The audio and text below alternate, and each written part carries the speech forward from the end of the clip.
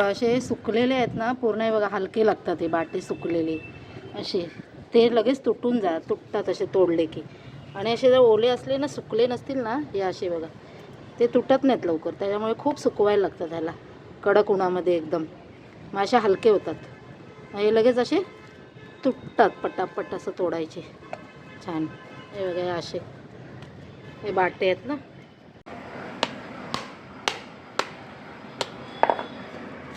आणि असे तोडलं ना की हे बघा याच्यातून असे कोय निघते, हे मस्त. तर याचं मुखवास करतात असं जेवल्यानंतर खायला.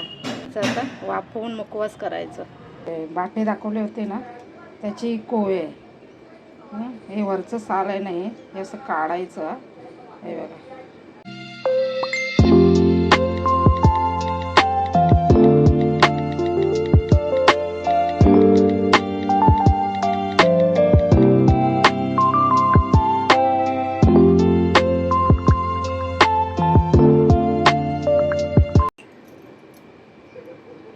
याच्यामध्ये असं मीठ टाकायचं थोडं आणि वाफवून घेऊया आपण गॅसवरती. छान उकळी येऊन द्यायची 5 मिनटं तरी, आणि गॅस बंद करायचा आणि असं झाकण ठेवून द्यायचं. हे बघा हे आता थंड झालं आहे जरा. हे आता आपण काढायची, ही कोय असते ना बाट्यातली ती आपण वाफवून घेतली, कड काढून घेतलेले आहे, चांगले मस्त वाफवलेले. तर ही काढूया आणि आपण याला उन्हामध्ये सुकत घालायची आहे तिला.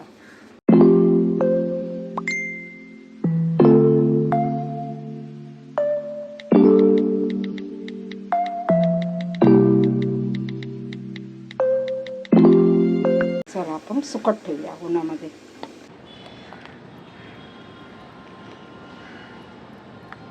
हे बघा चांगलं आता हे कडकडीत उन्हामध्ये आपण सुकून देऊया. छान सुकलं पाहिजे. हे बघा आपण आंब्याच्या बाट्याची कोय हे आपण असं उकळून घेतलेली आणि उन्हामध्ये आपण सुकवलेली, सुकवून आता आणलेली आहे बघा, छान सुकलेली आहे अशी. कोण कोण काय करतं, एक शिट्टी देतं कुकरला, आणि शिट्टीमध्ये कुकरमध्ये पण करतात काय काय लोक, म्हणजे शिजवून घेतात. पण मी असं टोपामध्ये घेतलेलं उकळून असं. तर तुम्ही तसं पण करू शकता, शिट्टीमध्ये म्हणजे शिट्टी पण लावून कुकरमध्ये हे करू शकता, आणि असं पण करू शकता, उकडू पण शकता. आणि मग जरा वेळ सुकवायचं उन्हामध्ये. आणि आता आपण ह्याला किसायचं.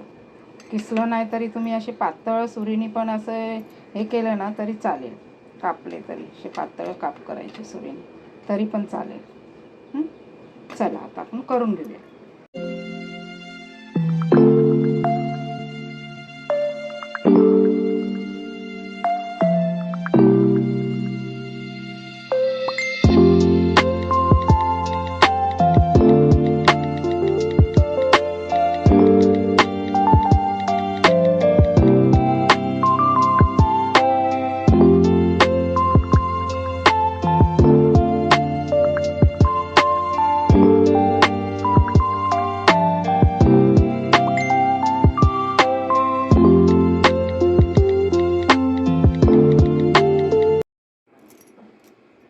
हे बघा असं चांगलं किसून घेतलेलं आहे. कोय आपली बाट्याची कोय होती ना, असं किसून घेतलं आहे. तर हे तूप टाकूया आपण, किसलं होतं ते आपण याच्यात असं टाकूया, गरम करूया. हे बघा असं छान आता मस्त कुरकुरीत झालं ते. हे बघा हाताने घेतल्यावर असं कुरकुरीत आहे, बनवून छान भाजलं गेलं आहे असं तुपामध्ये.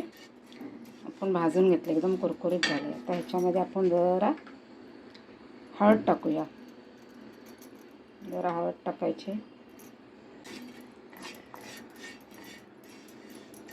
धना डाळ आहे ना, धना डाळ अशी टाकायची. गरम करूया, याच्यामध्ये भाजून घेऊया जरा जरा. हे ओवा आहे ना, ओवा जरासा टाकूया. हिंग टाकूया जरा, हलवूया जरासं गरम याच्यामध्ये. जरा काळं मीठ असतं ना, हे काळं मीठ टाकूया. आणि हे सगळं आता छान मस्त असं गरम करूया. थोडं जरा थंड करायचं नंतर थंड झाल्यावरती बरणीमध्ये किंवा हवाबंद बरणीमध्ये भरायचं आणि हे 2 महिने टिकतं छानपैकी. हे बघा, हे आता छान थंड झालेला आहे मुखवास. आता आपण हे बाटलीमध्ये भरूया.